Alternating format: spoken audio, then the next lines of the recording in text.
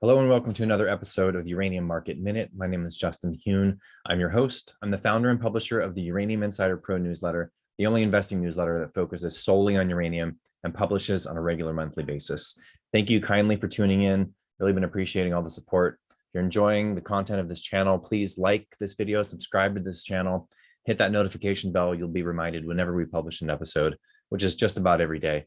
Before we get into it, nothing in this video is intended to be investing advice. I am not your financial advisor, and this is not financial advice. Always do your own due diligence when it comes to investing. Always take responsibility for your own actions. With that said, let's jump right into the daily scoreboard. Spot price of uranium today, 47.75 mid-market, effectively flat since Friday.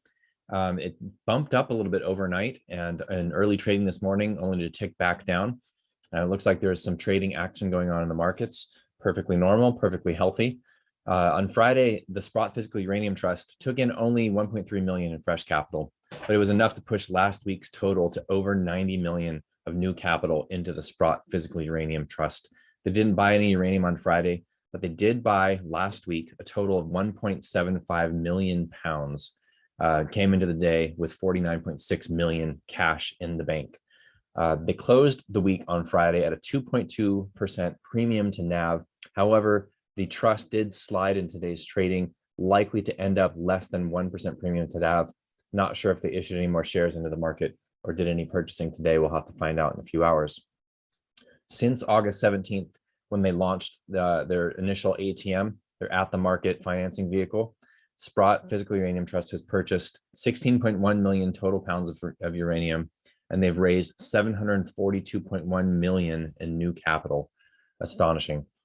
Turning to the sector ETFs, URA reported an increase of 150,000 outstanding shares on Friday, bringing last week's total to a substantial 5.05 million increase number of outstanding shares, while URNM again reported no change. They did increase outstanding share count last week by 125,000 shares.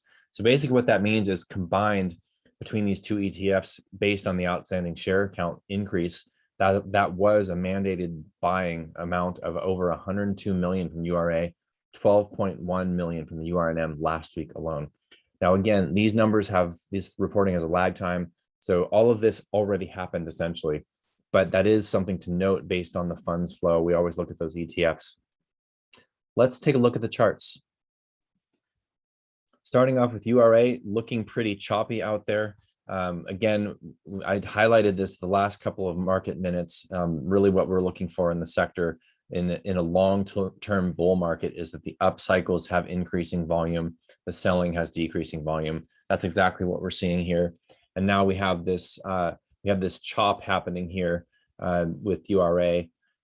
Friday's dips got bought. Today's buying hit some selling pressure. Overall, it's looking like a consolidation period until we see some further direction in the spot price of uranium, in my opinion. Let's take a look at the Sprott Physical Uranium Trust, U.UN. This is the Canadian dollar version of this trust. Same sort of situation here with this chart. We're seeing all the moving averages moving up still, including the shorter time frame, 20 days, starting to curl back up. This looks like it's forming a little bit of a bull flag here. It's kind of too early to tell to even really draw trend lines here. Everything's sort of in stasis, and this is something that I noted to Uranium Insider Pro members in the weekly watch list video I updated yesterday, and I do every Sunday afternoon, is that we're looking at the flow of funds to really see the direction here. So going back to URA, what that means is we'd like to see a big increase in volume as we did coming off of the bottom of either pullbacks in this case or consolidations in this case. And that really is going to signal the next leg up. Until then, it's kind of choppy. Let's look at a couple of large caps.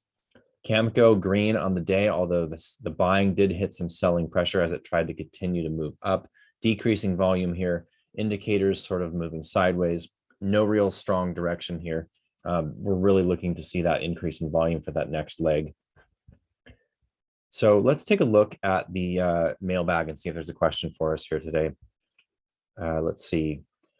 Justin, can you elaborate on the importance of the uranium policy news coming out of the administration of newly elected Prime Minister Kishida of Japan? That's a really good question.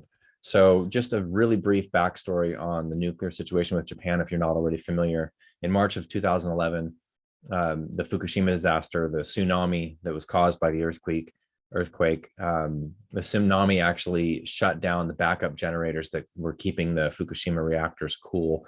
That reactor melted down, and Japan's reaction to this was to shut down all of their nuclear reactors. They were one of the largest, I believe at the time, the second largest nuclear fleet in the world, with 54 reactors. All of them were shut down following Fukushima. Now, the restart of these reactors has been really slow, actually. It's been a lot slower than most people predicted. In fact, just a few years after Fukushima, because the uranium market at the time that Fukushima happened was rebounding off of a harsh correction in terms of spot price and the equities after it had topped at $134 a pound in 2007, came all the way back down into the 60s and started to recover. And so the uranium market was still looking very strong at the time. And after that disaster and the reactors were shut down, there was still a lot of hope for the uranium market before it really set in that these reactors were not coming back online anytime soon. And the reality hit that oversupply was the name of the game, which happened for many, many years following that. That's really what created the bear market, sustained the bear market, and made the resumption of a bull market for the commodity, and of course for the equities, take so darn long, was that oversupply. So 54 reactors were shut down, and at this point, 10 years later now, we have 11 reactors have been restarted. Okay, we do have the recent energy minister in Japan saying that nuclear is very important. He supports the restarts, and now this newly elected prime minister is stating, quote, "It's crucial that we restart nuclear plants." This is a pretty big story here. Now, we do expect that we'll see at least another dozen reactors come back online in Japan, if not more. And if they're smart about it, I think that we'll see even more than that come back online of those original 54. Some of them have been permanently shut down. All of the Fukushima reactors were permanently shut down, and a number of other smaller, older reactors have been permanently closed in Japan. However, there are 2 reactors under construction, and we still have dozens that are able to be turned back online. So considering that Japan had to rely a lot on coal and natural gas to make up for this loss of energy due to the nuclear plant shutdown, and now seeing the crazy prices in both coal and natural gas, Japan clearly is feeling the crunch, and they have these reactors just sitting here waiting. So in my opinion, it's highly likely that the pace of Japanese restarts is going to increase.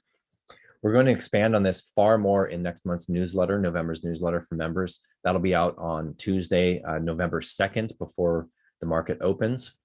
And basically, my take on this is that the Japanese restarts never was part of our thesis to be long uranium.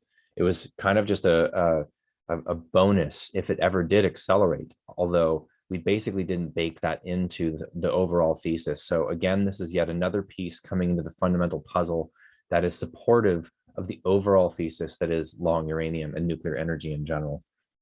If you have any questions for us, you'd like me to address in the mailbag, please feel free to comment below. And if you're interested in our newsletter service and finding out more about that, please send us an email, support@uraniuminsider.com. We'll send you out a sample newsletter. You can get an idea of the type of content we produce. Hope you all are having a great start to your week, and we'll see you tomorrow. Cheers.